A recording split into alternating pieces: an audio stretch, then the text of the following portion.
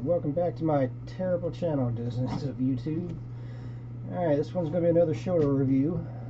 Take of that what you will. Let us talk about The Worst Ship in the Fleet by Skylar Ramirez. Our hero this time around is Captain Mendoza of the Space Navy.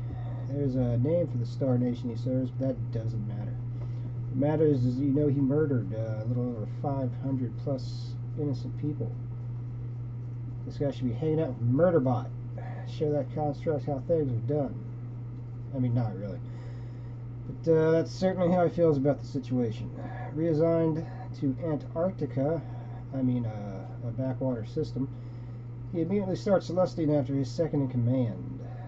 Very professional, our hero. You know, that second in command would be the clearly beautiful Jessica Lynn. She's Asian. It was important to mention her Asian ancestry, you see, because we're in space.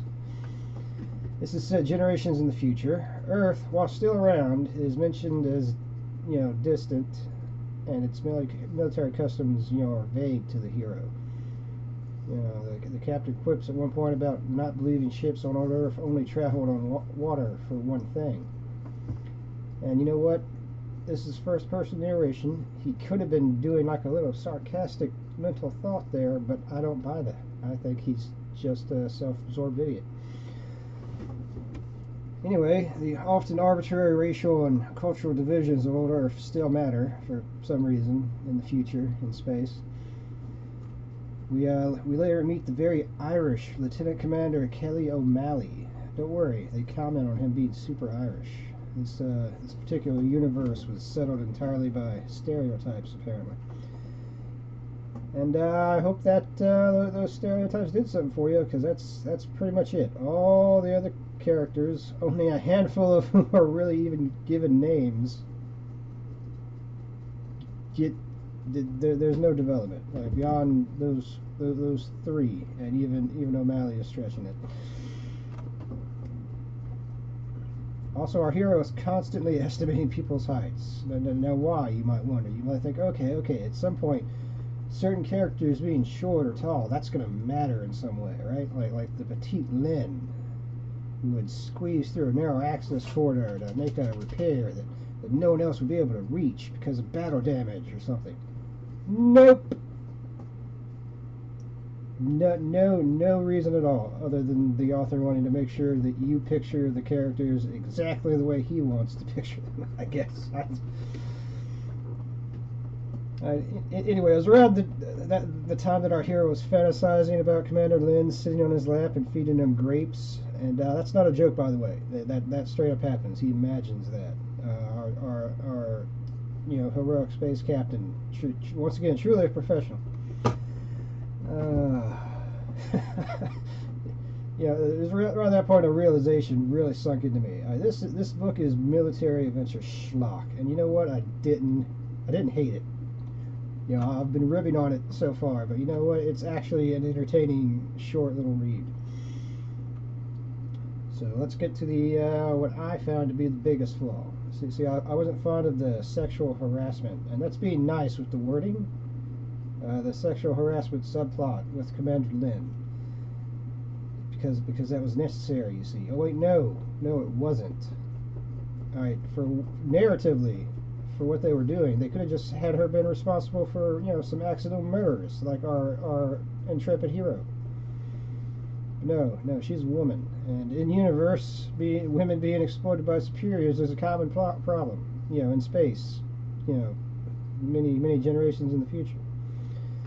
But don't worry. After this is mentioned, our hero recounts a few times he tried to do the right thing with such victims. That way, you know, he's one of the good ones. Did I mention Captain Mendoza killed 500 innocent people? Because he will mention that numerous times. As you would expect, he did not straight up murder those people. I mean, obviously. Eventually, the first-person narrator explains what happened to Lynn. You know, the details he had not been thinking about while narrating this entire story. You know, he thinks about how he murdered those 500 people, but he doesn't, you know, ever give you any real details, because that's how human thought works. So anyway, being the plucky crew of misfits, the worst ship in the fleet, you could say. It's named Prometheus, by the way. Very deep. They discover a plot from a rival star nation. Hijinks ensue, and they eventually manage to persevere, though not without a cost. Though, yeah, that cost wasn't that great considering the lack of characterization outside of Captain Mendoza and Commander Lin. Yeah, just like those 500 people that died. Yeah, obviously that's terrible, but